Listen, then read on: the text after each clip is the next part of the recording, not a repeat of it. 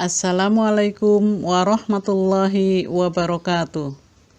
Yang terhormat Bapak Imam Alfi SOSI MSI sebagai dosen pengampu mata kuliah hadis. Yang saya hormati dan saya banggakan teman-teman kelas 2 KPIF Fakultas Dakwah IAIN Purwokerto. Perkenankanlah pada kesempatan kali ini kami dari kelompok 12 yang terdiri dari 1. Sabtono, 2. Lilis Komaria, 3. Muyasirul Biri untuk menyampaikan materi takhrij hadis. Pengertian takhrij hadis. Kata takhrij secara bahasa berasal dari kata khoroja, khurujan yang berarti keluar, tampak atau jelas. Takhrij dapat juga diartikan sebagai kumpulan dua hal yang kontradiktif dalam satu hal. Takhrij juga dimaknai dengan mengeluarkan, meneliti, dan mengarahkan. Kata takhrij merupakan bentuk masdar dari fi'il madhi khoroja yang artinya az-zuhur atau tampak. Menurut Mahmud Al-Tahan yang merupakan ahli metodologi takhrij hadis, selain artinya melatih atau membiasakan dan memperhadapkan, berarti juga berkumpulnya dua perkara yang berlawanan pada sesuatu yang satu. Juga dimaknai dengan tempat keluarnya. Takhrij secara terminologis menurut Mahmud Al-Tahan dalam Abdul Haris mengartikan bahwa takhrij berarti menunjukkannya tempat hadis pada sumber-sumbernya yang asli, di mana hadis dikeluarkan dengan rangkaian periwayatannya atau sanad, kemudian menjelaskan tingkat kualitasnya jika diperlukan.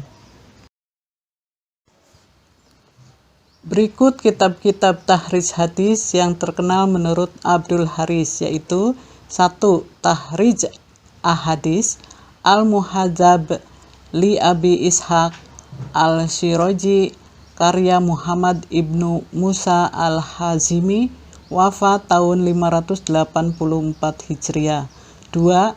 Takhrij Ahadis Al-Mukhtasar Al-Kabir li Ibnu Al-Hajib karya Muhammad ibnu Ahmad Abdul Hadi Al-Maqdisi, wafat tahun 744 Hijriah. 3. Nasb Al-Raya li Ahadis Al-Hidayah li Al-Marginani dan Takhrij Al-Ahadis Al-Khashaf li Al-Jamaksyari karya Abdullah Ibnu Yusuf Al-Zailai, wafat tahun 762 Hijriah. 4. Al-Badr Al-Munir fi Takhrij Al-Hadis wa Al-Atsar Al-Waqi'ah fi Al-Syar Al-Kabir li Ar-Rafi'i karya Umar Ibnu Ali Ibnu Al-Mulaqon, wafat tahun 804 Hijriah. 5. Al-Mughni an Haml Al-Ashfar fi Al-Asfar fi Takhrij ma fi Al-Ihya min Al-Akbar dan Takhrij Al-Hadis allati yusir ilaiha Al-Tirmizi fi kul bab karya Abdurrahman ibnu Al-Husain Al-Iraqi, wafat tahun 806 Hijriah. 6. Al-Talqis Al-Habir fi Takhrij Ahadis Syarh Al-Wajiz Al-Kabir li Ar-Rafi'i dan Al-Diriyah fi Takhrij Ahadis Al-Hidayah karya Ahmad Ibnu Ali Ibnu Hajar Al-Asqalani, wafat tahun 852. 7. Tuhfat Ar-Rawi fi Takhrij Ahadis Al-Baidawi karya Abdurrauf Ibnu Al-Munawi wafat tahun 1031 Hijriah.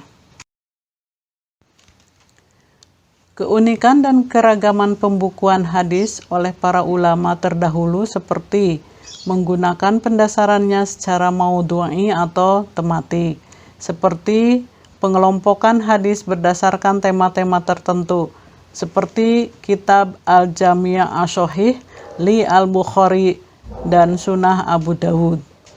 Ada juga yang menggunakan pendasarannya melalui huruf permulaan matan hadis sesuai alfabet Arab, seperti halnya kitab Al-Jami' As-Shaghir karya Asyuyuti dan lainnya. Semua itu dilakukan oleh ulama muhaddis guna mempermudah para pembaca untuk mengkajinya, khususnya umat Islam. Berikut beberapa metode penelusuran takhrij. Menelusuri hadis tidak semudah mencari ayat-ayat Al-Quran, karena perlu menelusuri berbagai macam kitab hadis yang disusun oleh para ulama muhaddisin atau inventarisasi. Metode penelusuran yang dapat dilakukan secara manual seperti 1. Takhrij dengan kata bi lafzi, biasa juga dikenal dengan metode indeks kata. 2. Tahrij dengan tema bi al-maudhu'i, biasa juga dikenal sebagai metode berbasis tematis hadis. 3. Tahrij dengan permulaan matan atau bi awal al-matan, yang biasa dikenal dengan metode kata pertama dalam matan. 4. Tahrij dengan nama sahabat bi ar-rawi al-ala, yang biasa dikenal dengan metode indeks nama sahabatnya. 5. Tahrif dengan sifat khusus baik sanad dan matan, atau biasa dikenal dengan metode penelusuran berdasarkan kondisi sanad dan matan.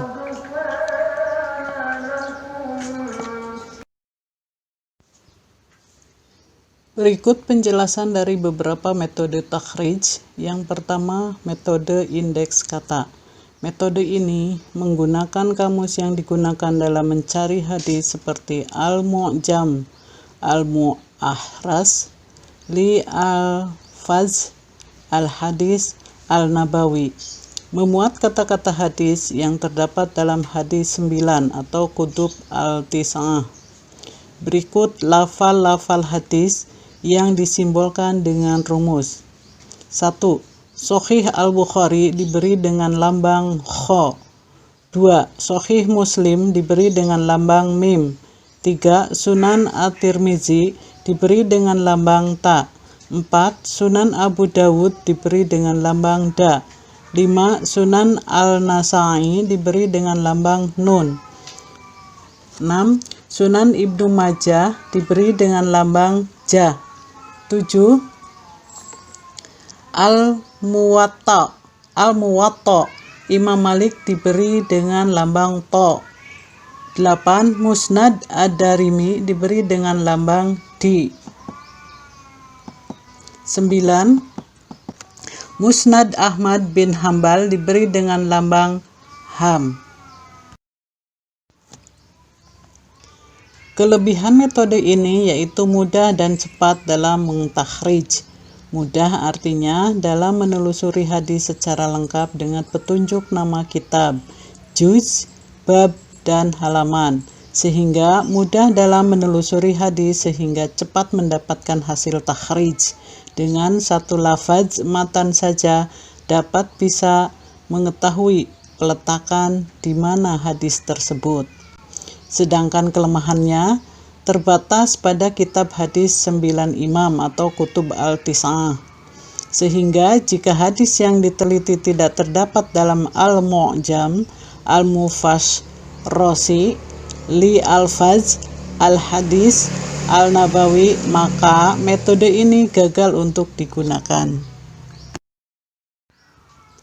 Contoh metode takhrij dengan indeks kata, misalnya seperti M. Suhudi Ismail memberikan contoh hadis yang berbunyi marra'a minkum munkaran. Lafal yang dapat digunakan dengan akar kata nakara dapat juga langsung dengan kata kunci munkaran. Hasilnya bisa terdapat melalui banyak sumber hadis seperti pada Sahih Muslim, Kitab Al-Imam dengan nomor hadis 78, Sunan Abu Daud, Kitab Al-Salat bab 242 dan Kitab Al-Malahim bab 17, Sunan Al-Tirmizi, Kitab Al-Fatin bab 11, Sunan An-Nasa'i, Kitab Al-Imam bab 17, Sunan Ibnu Majah, Kitab Al-Iqamah bab 155 dan Al-Fitan bab 20 dan Musnad Ibnu Hambal Juz 3 halaman 10, 20, 49, dan 52 sampai 53. Yang kedua, metode berbasis tematis hadis. Metode ini menganut kesamaan tema yang dimaksud masing-masing hadis, sehingga sangat perlu untuk mengetahui topik suatu hadis untuk kemudian ditelusuri melalui kamus hadis tematik. Berikut lafal-lafal hadis yang disimbolkan dengan rumus. 1. Sahih Al-Bukhari diberi dengan lambang Bukho. 2. Sahih Muslim diberi dengan lambang Mus. 3. Sunan At-Tirmizi diberi dengan lambang Tir. 4. Sunan Abu Daud diberi dengan lambang Buda. 5. Sunan An-Nasa'i diberi dengan lambang Nas. 6. Sunan Ibnu Majah diberi dengan lambang Majah. 7. Al-Muwatta Imam Malik diberi dengan lambang Ma. 8. Musnad Ad-Darimi diberi dengan lambang Mi. 9. Musnad Ahmad bin Hambal diberi dengan lambang Ham. 10. Musnad Abu Daud At-Toyalisi diberi dengan lambang To. 11. Musnad Zain Ibnu Ali diberi dengan lambang Zai. 12. Maghazi Al-Waqidi diberi dengan lambang Qidi. Kelebihan metode yang pertama, peneliti lain akan mudah membaca kitab-kitab yang dijadikan sebagai rujukan, dengan syarat memahami dan mengetahui topik permasalahan yang akan dikaji. Yang kedua, tidak perlu menguasai asal-usul atau akar kata, dan tidak perlu tahu siapa yang meriwayatkannya, asal memahami permulaan matan teks hadis. Jika ingin meneliti tetapi tidak mengetahui kandungan hadis, atau kemungkinan hadis memiliki topik berganda. Contoh dari metode ini yaitu tema yang membahas seperti nikah mut'ah, seperti yang dicontohkan oleh Suyuti Islami dengan hasil penelusuran yang digunakan sesuai topik.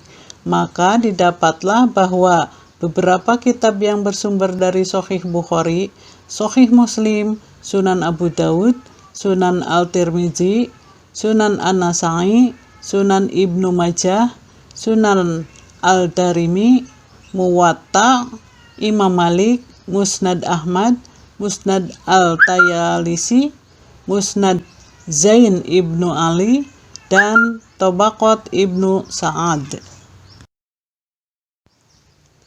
Yang ketiga, metode kata pertama dalam matan. Metode ini digunakan ketika mengetahui dengan pasti atau menetapkan pengetahuan ungkapan awal dalam matan hadis. Lafal-lafal hadis disimbolisasikan dengan rumus tertentu. Misalnya, 1.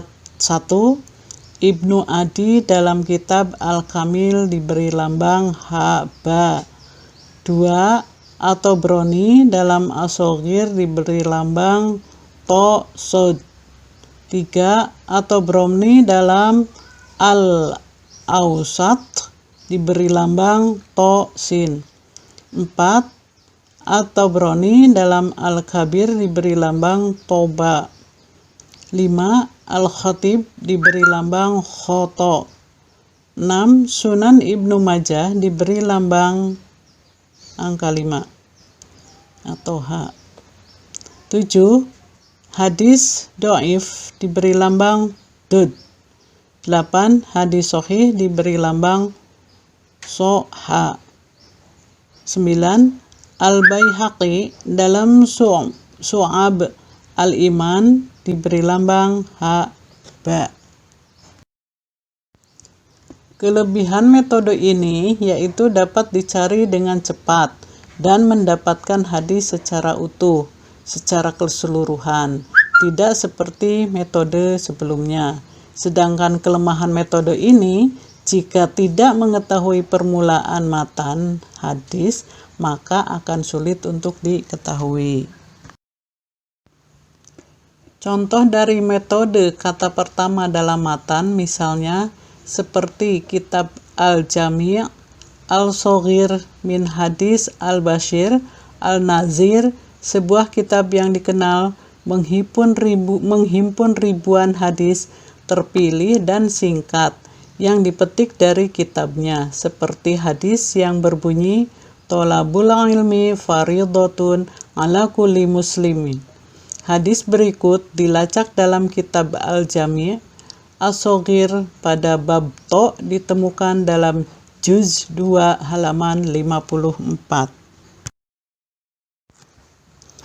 Yang keempat yaitu metode indeks nama sahabat. Metode ini adalah pengenalan terhadap nama periwayat pertama di tingkat sahabat. Metode ini akan berfungsi jika nama sahabat disebutkan dalam hadis. Sebaliknya, jika tidak terdapat nama sahabat, maka metode ini tidak dapat dilakukan.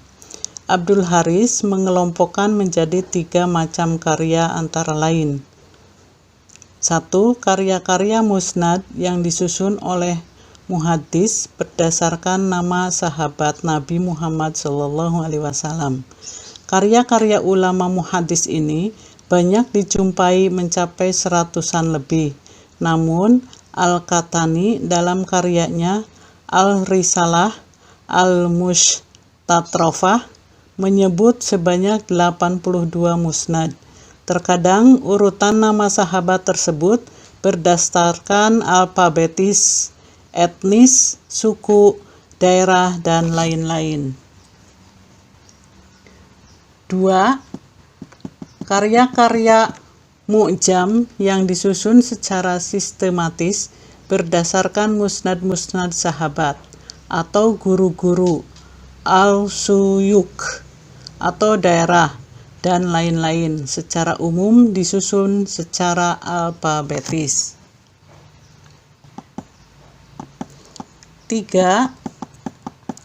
Karya atrof yang disusun secara ringkas yang hanya menyampaikan ujung hadis, lalu menyebutkan periwayat-periwayat yang ada pada jalur matan bersangkutan.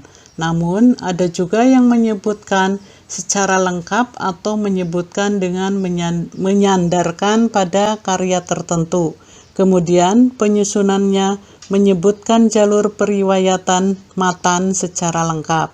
Sebagian lainnya ada ringkas yang hanya menyebutkan guru pengarangnya saja.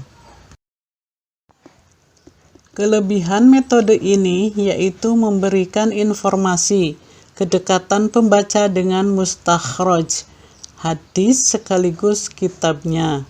Sedangkan kekurangan metode ini yaitu akan sulit jika tidak mengenal nama sahabat Nabi Muhammad SAW yang meriwayatkan hadis. Juga dalam setiap chapter dalam kitab tersebut merangkum berbagai masalah atau tidak fokus pada satu masalah saja. Karya yang membantu melalui sanad, periwayatan oleh bapa dari anak dalam sebuah hadis, periwayatan dengan sanad musalsal, periwayatan dengan sanad mursal, periwayatan dengan sanad lemah. Dan karya yang membantu melalui matan yaitu periwayatan dengan matan hadis yang terdapat tanda-tanda kepalsuan, periwayatan dengan matan hadis qudsi. Yang kelima yaitu metode penelusuran berdasarkan kondisi sanad dan matan. Metode ini digunakan dengan cara melihat status, nilai, kondisi sebuah hadis. Kemudian setelah itu baru dicari sumber kitab tersebut yang secara rinci membahas status, nilai, kondisi sanad atau matan hadis. Menurut Andi Rahman, jika hadis yang dikaji memiliki ciri dan tanda kepalsuan, maka kita dapat melakukan penelusuran dalam kitab yang khusus, mengumpulkan hadis palsu. Berikut karya yang membantu dalam melakukan takhrij di metode ini. Dan yang terakhir atau yang keenam adalah metode berbasis teknologi dan informasi. Ini merupakan salah satu metode praktis hasil dari kemajuan teknologi dan informasi. Metode ini hadir atas perkembangan zaman. Dilia Ul-Fikriyah memberikan penjelasannya bahwa dengan perkembangan zaman dan teknologi, kini telah hadir berbagai software atau aplikasi hadis yang dapat digunakan untuk memudahkan pencarian hadis di beberapa kitab hadis yang ada. Software atau aplikasi hadis telah banyak dikenal dalam kurun waktu belakangan ini, seperti Maktabah Samiliyah, Lidwa Pusaka, Gawamil Kalim, Mauyu'ah, dan sebagainya. Metode digitalisasi berbasis software atau aplikasi ini termaktub di dalamnya kitab-kitab hadis dan tafsir yang telah digitalisasi, sehingga dewasa ini sesuai perkembangan zaman akan lebih memudahkan para pengguna dalam mentakhrij hadis. Kelebihan dari metode ini karena dalam metode ini menggunakan atau berbasis software atau aplikasi, maka kelebihan tergantung pada masing-masing software. Misalnya, pada aplikasi Lidwa Pusaka bisa menampilkan bahasa Indonesia, cepat dan praktis, data cukup lengkap. Sedangkan kekurangannya juga tergantung pada software atau aplikasi itu sendiri. Misalnya, aplikasi Lidwa Pusaka tidak bisa memastikan jalur periwayatan dalam kefaktaan kualitas sanad. Selain itu, belum ada kajian tentang kitab asli dan terjemahannya serta belum dilengkapi dengan keterangan guru murid. Berikut adalah contoh dari metode berbasis teknologi dan informasi. 1. Praktik yang menggunakan metode berbasis teknologi dan informasi, khususnya Lidwa. Contoh pencarian yang ditelusuri ialah hadis tentang aniaya atau ada. Kata kunci yang ditulis ialah ada, sehingga yang muncul ialah 2 hadis di bawah ini. Keterangan hadis di atas melalui penelusuran Lidwa Pusaka bahwa Musnad Ahmad nomor 14939 berkualitas hasan, sedangkan pada nomor 14940 berkualitas sahih. Demikianlah materi yang dapat kami sampaikan. Apabila banyak kekurangan dan kesalahan, mohon maaf yang sebesar-besarnya. Wallahul muwafiq illa aqwami thoriq. Wassalamualaikum warahmatullahi wabarakatuh.